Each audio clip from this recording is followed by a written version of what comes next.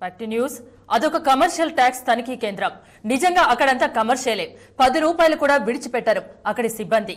ప్రతి లారీకి పన్ను వేసి రోజుకు 50,000 వరకు వసూలు చేస్తారు.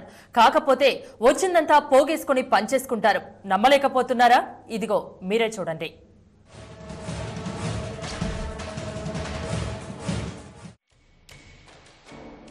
ఎర్ర చొక్కా వేసుకుని కాలు మీద కాలు వేసుకుని దర్జాగా కూర్చున్న ఈయన గారిని చూడండి.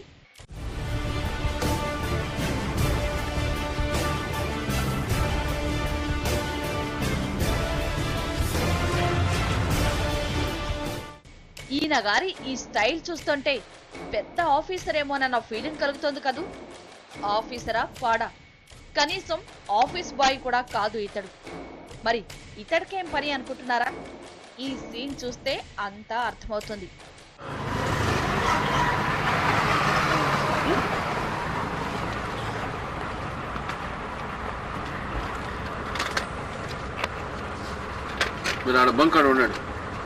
అదే బెటర్.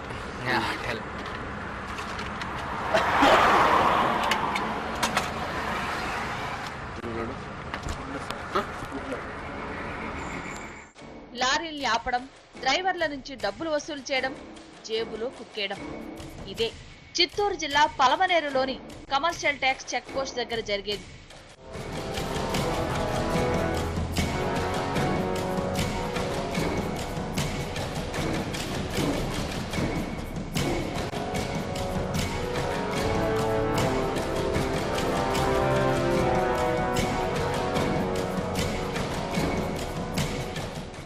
బెంగళూరు చెన్నై 4వ నెంబర్ జాతీయ రహదారిపై ఉండడంతో ఈ చెక్ పోస్ట్ కు వసూళ్లే వసూళ్లు. మామూలుగా అయితే ఈ చెక్ పోస్ట్ నుంచి వచ్చే పన్నులతో ప్రభుత్వ ఖజానా గలగల్లాడాలి. కానీ ఇక్కడి వసూళ్లతో చెక్ పోస్ట్ సిబ్బంది జేబులు నిండిపోతున్నాయి.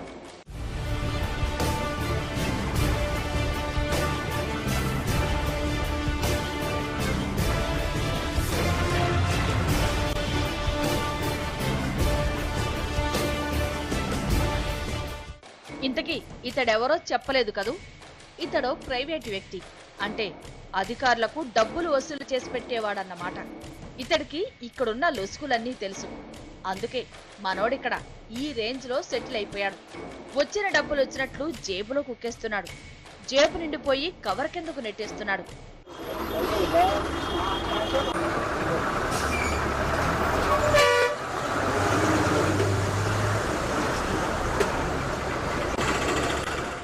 అవినీతిలో కూడా మనోడు నిఖార్సుగా ఉంటాడు. ఒక్కో లారీ నుంచి 50 రూపాయలే వసూలు చేస్తాడు. ఎక్స్ట్రా ఇస్తే తిరిగి చిల్లర ఇచ్చేస్తాడు.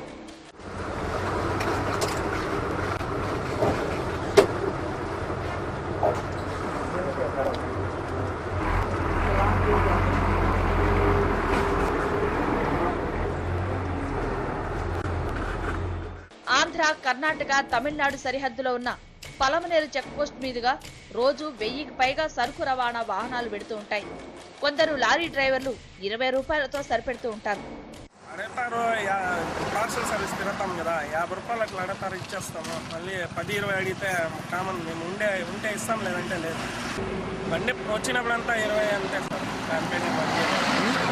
టోకెన్ మేము డైలీ తిరుగుతాం కదా, స్టేట్ మారుతుంది, దానివల్ల ఈ టోకెన్ పాస్ చేసేదానికి దానికి ఇస్తామని. 10 రూపాయలు 20 రూపాయలు మామూలుగా ఎంత ఇవ్వాలి ఇక్కడ? ఎందుకు ఇవ్వాలి డబ్బులు? అంటే మేము స్టేట్ నుంచి కడతాం కదా, అందుకు స్టేట్ నుంచి స్టేట్ పోతాం కదా.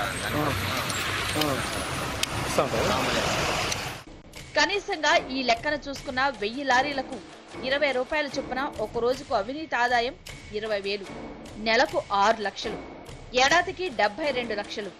ఇదంతా అవినీతి సొమ్ము సుమా. పైగా 20 రూపాయలు వసూలు చేస్తేనే ఇంత అవినీతి ఆదాయం వస్తోంది.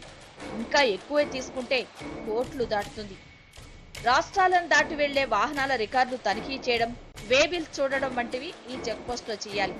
అన్నీ సరిగ్గా ఉంటే స్టాంప్ వేసి పంపాలి, లేదంటే ఫైన్ వేసి ప్రభుత్వ ఖజానాకు పంపాలి. అన్నీ సరిగా ఉన్నా లేకపోయినా డ్రైవర్ మాత్రం చెక్ పోస్ట్ సిబ్బందికి మామూళ్లు ఇవ్వాల్సిందే. 50 రూపాయల లోపే మామూళ్లు ఉండడంతో అంతా కామ్గా చేతిలో పెట్టేసి స్టాంప్ వేయించుకుని వెళ్లిపోతూ ఉంటారు. కర్ణాటకలోని కొన్ని రకాల ఫుడ్ ప్రొడక్ట్స్ మీద జీరో ట్యాక్స్ విధానం అమల్లో ఉంది. ఆ వస్తువులకు మన రాష్ట్రంలో 5% పన్ను కట్టాలి. కర్ణాటక నుంచి ఆ వస్తువులను తీసుకొచ్చేటప్పుడు పలంనేరు చెక్ పోస్ట్లో ట్యాక్స్ వేయాలి. చెక్ పోస్టులోని అవినీతి సిబ్బంది వేలకు వేలు లంచాలు తీసుకుని ఈ లారీలను వదిలేస్తున్నారు. మరోవైపు పలమనేరు ప్రాంతంలో క్వారీలు ఎక్కువగా ఉన్నాయి. ఒక పర్మిట్తో పదుల సంఖ్యలో ట్రిప్లు వేసే లారీల నుంచి ఇక్కడి సిబ్బంది లంచాలు గుంజుతున్నారు. ఇవన్నీ రోజువారీ వసూళ్లకు అదనం. అంటే పలమనేరు చెక్ పోస్ట్లో ఒకరోజు అవినీతి ఆదాయమే దాదాపు 50,000 రూపాయలకు పైగానే ఉంటుంది. ఈ సొమ్మంతా కింది స్థాయి సిబ్బంది నుంచి జిల్లా స్థాయి అధికారి వరకు అందుతుందనేది బహిరంగ రహస్యం. లక్షల రూపాయల ప్రభుత్వ ఆదాయం అధికారుల జేబుల్లోకి వెడుతున్న ఏ నిఘా విభాగం ఇటువైపు కన్నెత్తి చూడదు. అందుకే TV9 పలమనేరు చెక్ పోస్ట్ మీద నిఘా పెట్టింది. ఇక్కడి సిబ్బంది అవినీతిని, ప్రైవేట్ వ్యక్తుల అజమాయిషీని కెమెరాల్లో బంధించింది. ప్రైవేట్ వ్యక్తి లంచాలు తీసుకుంటూ చెక్ పోస్ట్ సిబ్బందితో స్టాంప్ వేయించి లారీలను పంపిస్తూ TV9 కెమెరాకు చిక్కిన ఇక్కడ అధికారులు మాత్రం తామంతా నీతివంతులమని బుకాయించారు. అలాంటిది ఏం లేదు సార్. ఇక్కడ నేను డబ్బులు తీసుకోవడం అంటూ పర్సనల్గానే కాదు, కానీ స్టేట్ టు స్టేట్ వెళ్తున్న వెహికల్స్కి, అంటే ఫర్ ఎగ్జాంపుల్ కర్ణాటక నుంచి పశ్చిమ బెంగాల్ కానీ లేదా మధ్యప్రదేశ్ అలా వెళ్తున్నవి వయా మన చెక్ పోస్ట్ ద్వారా, అంటే మన ఆంధ్ర వయా మన స్టేట్ నుంచి పోతాయి కాబట్టి అలాంటి వెహికల్స్కి యాజ్ ఏ గవర్నమెంట్ రూల్ ప్రకారం యూజర్ ఛార్జెస్ కలెక్ట్ చేస్తాం 50 రూపీస్. ఆ యూజర్ ఛార్జెస్ బిల్సే ఇవి. దీనికోసం మనం 50 రూపీస్ తీసుకుంటాం, కానీ ఇలా పర్సనల్గా ఎప్పుడు డబ్బులు తీసుకున్నారంటే అవకాశం లేదు ఇక్కడ. అది బయట రూమర్స్ సార్. విన్నారుగా కమర్షియల్ ట్యాక్స్ అధికారి నీతి వాక్యాలు. ఈ మాటల్ని ఎవరైనా నమ్ముతారా? ఇంత పచ్చిగా దొరికిపోయినా ఇంత ధైర్యంగా అధికారులున్నారంటే వీళ్ల వెనక ఎవరున్నారన్నదే అసలు రహస్యం.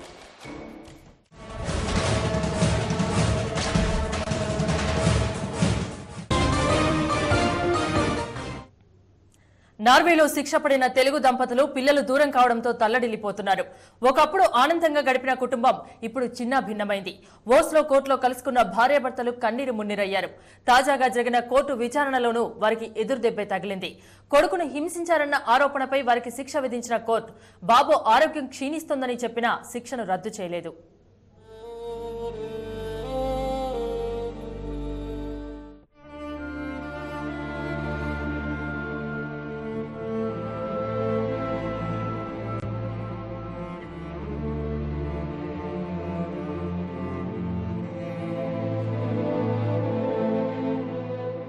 పిల్లల్ని హింసించారనే కేసులో నార్వేలో శిక్షపడ్డ చంద్రశేఖర్, అనుపమ దంపతులు కోర్టు హాల్లో ఇలా వెక్కి వెక్కి ఏడ్చారు.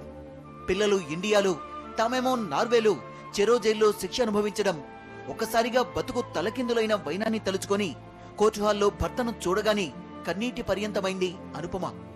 ఓస్లో కోర్టులో తాజాగా జరిగిన విచారణ సమయంలో ఇలా విలపించారు దంపతులిద్దరు.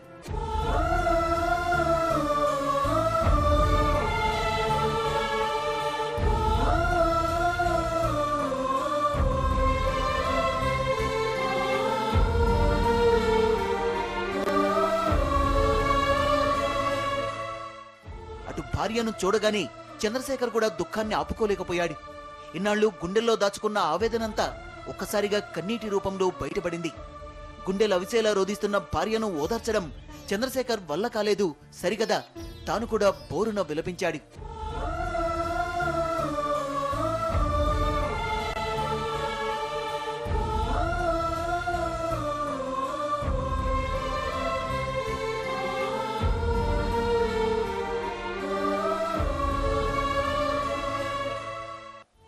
చంద్రశేఖర్, అనుపమల్ది అందమైన కుటుంబం.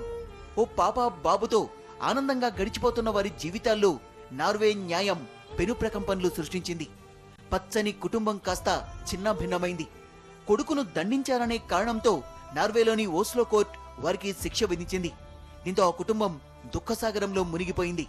తాజాగా జరిగిన కోర్టు విచారణలోనూ వారికి ఎదురుదెబ్బ తగిలింది. కన్నబిడ్డల సంరక్షణ చూడాల్సిన బాధ్యత తమపై ఉందని, తమను జైలుకు పంపొద్దని ఉన్నత న్యాయస్థానంలో వేడుకున్న పైకోర్టులోనూ వారికి ఎదురుదెబ్బే తగిలింది.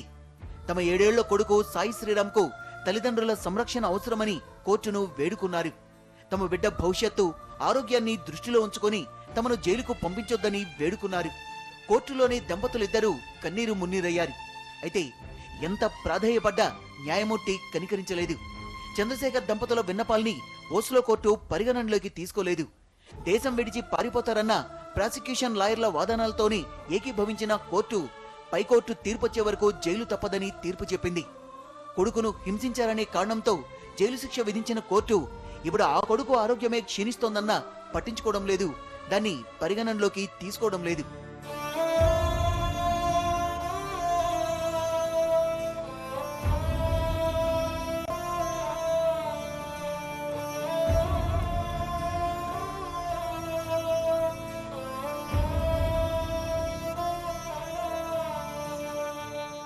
ఇటు కన్నబిడ్డలకు, అటు కుటుంబ సభ్యులకు, బంధువులకు దూరమై ఎక్కడో సుదూర దేశంలో శిక్ష అనుభవిస్తున్న చంద్రశేఖర్, అనుపమ దంపతులు కన్నీరు మున్నీరవుతున్నారు.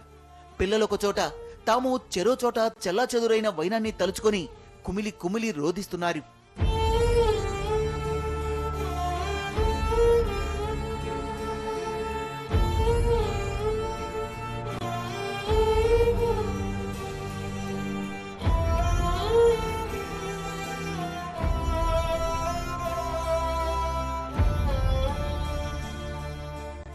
తాజాగా జరిగిన కోర్టు విచారణలోనూ తమ వాదనను కోర్టు తిరస్కరించడంతో ఈ దంపతుల దుఃఖం కట్టలు దించుకుంది.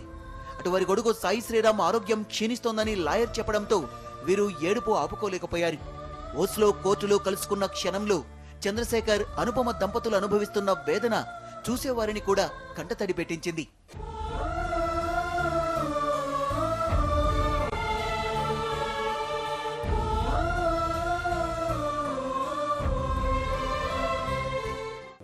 కోటి కలలతో, డాలర్ల మోజుతో నార్వేలో ఉద్యోగానికి వెళ్లిన ఆ దంపతులకు ఇప్పుడు నార్వే అంటేనే నరకంలో తోస్తోంది. ఈ కేసులోంచి ఎలా బయటపడాలో తెలియక, ఇప్పుడు వారి పిల్లల్ని ఎవరు సంరక్షిస్తారో అర్థం కాక భవిష్యత్ ప్రశ్నార్థకంగా కనిపిస్తోంటే దుఃఖసాగరంలో మునిగిపోయారు ఆ దంపతులిద్దరు. కొడుకును హింసించారనే కేసులో చంద్రశేఖర్ కు 18 నెలల జైలు శిక్ష పడగా, అనుపమకు 15 నెలల శిక్ష విధించింది ఓస్లో కోర్టు.